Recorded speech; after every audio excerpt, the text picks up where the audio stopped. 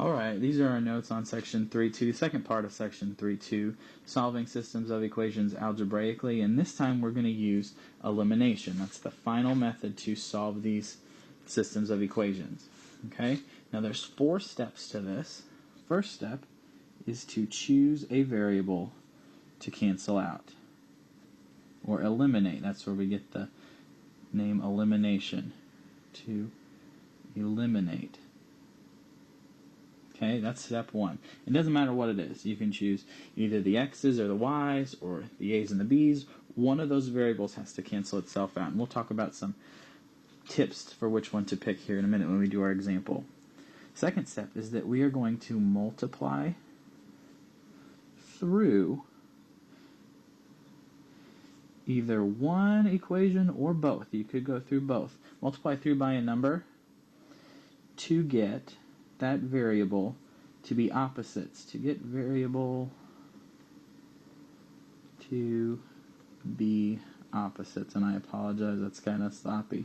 Okay, we want to get that variable to be opposites, and what that means is that if I'm eliminating my x's, one of them needs to be a positive, one of them needs to be a negative, and they need to have the same coefficient, the same number out in front. So for example, if I'm eliminating my x's, one of them needs to be, say, 3x, and the other one has to be a negative 3x, because in step 3, we're going to add down, which means that those two things would cancel. If I have 3x plus a negative 3x, they'll cancel each other out. So we add down and solve. Okay? Step 4 is to plug the answer back into one of the equations. Doesn't matter which one. Plug the answer back into one of the originals, solve and simplify it, and then write your answer. Now, this is usually the one that people like the most because it's the easiest, it's the quickest, it makes the most sense on what we're doing. Okay, so if you like this one the best, that's fine, but you do need to know all 3 of them. Now, before we go and do our example, let's talk about classifying these again. We could have consistent independent. I'm going to abbreviate that C-O-N-I-N-D. Okay, you could have consistent dependent or inconsistent. Those are our 3 choices. Consistent independent, one answer to your problem. Those lines intersect once. Consistent dependent, many answers. Inconsistent means no solution. There is no answer to the problem. And we've seen an example like that when we graphed. Those lines were parallel lines, never intersected. Alright, here's our example.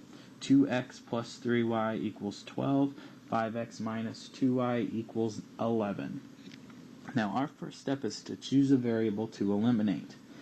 Things you want to look for is whether the variables are positive or negative, because that will save you having to multiply through by a negative. If they're already opposites, then it'll save you a step, or multiplying through by a negative, where you might make mistakes.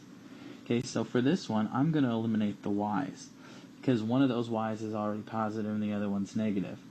Now the next thing I need to do, and this is step 2, is to multiply through the equations by a number so that those coefficients in front of the y's are the same. So I want to think of the least common multiple for those 2 numbers. Well, the least common multiple of 3 and 2 is 6. So I want both of those to become 6, which means I'm going to multiply the top through by a 2, because 2 times 3 is going to give me 6. And on the bottom, I'm going to multiply through by a 3, because 3 times 2 is also going to give me a 6.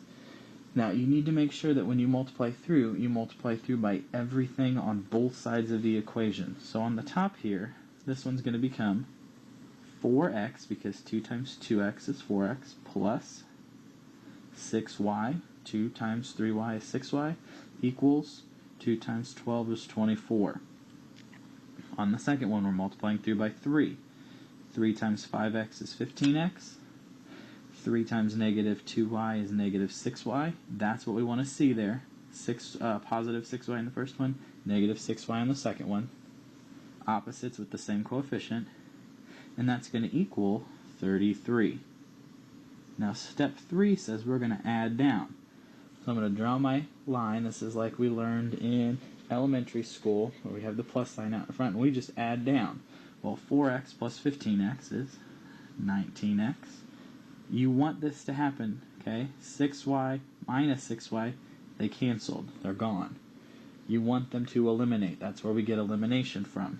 Equals 24 plus 33, 57. So now we're at 19x equals 57. We're going to solve for x. Divide both sides by 19. So x is 3. Now we take that, and we're going to plug it back into one of the originals. Doesn't matter which one.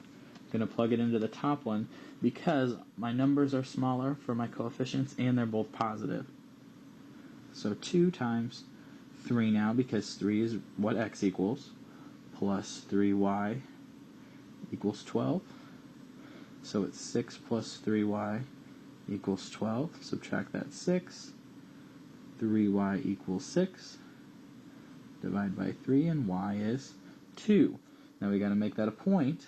X is first in the alphabet, so it's 3, 2. One answer to our problem, which means it's going to be consistent independent. Here's your pause and practice problem. 2a minus 4b equals 6. Negative a plus 2b equals negative 3. Pause it, work it out, unpause it, and check your answer. Alright, let's work this problem out together. Notice that the a's in both of them, one's positive, one's negative. Same thing with the b's, one's positive, one's negative. So it really doesn't matter which one we're going to solve through for. I think let's cancel out our a's, because it's first. So we want, remember in front of the second one down here, the negative a, there's really a 1 in front of there. So I want the least common multiple of 2 and 1, which is going to be 2. So I don't need to multiply the top by anything, since that's already 2. I just need to multiply the bottom through by 2. That's going to give us, the top one's going to stay the same. And this is okay, you can multiply through by just one of the equations. It doesn't have to be both. Top one stays the same. Bottom one's going to become negative 2a plus 4b equals 2 times negative 3 is negative 6. Make sure you go all three things, all three terms. We're going to add down. Well, 2a minus 2a, that's 0. They canceled. Negative 4b plus 4b, well, that cancels 2, equals 6 minus 6. That canceled 2. So we ended up getting 0 plus 0 is 0 equals 0. Now, that's a true statement. 0 does equal 0. So what do you think your answer would be? If it's a true statement, that means there are many solutions, and if we go up to classify that, that means it's going to be consistent dependent. Now what that means if it's consistent dependent is that when we graph these, it's the same line. Okay, the line's graphed on top of the other one, so that they have every point in common, and that's why we mean by many solutions. Whatever point I pick for one line, it's automatically going to work in the second because they are the same line. They're graphed on top of each other. And that's what it means to be consistent dependent. And those are your notes on section 3.2 on elimination.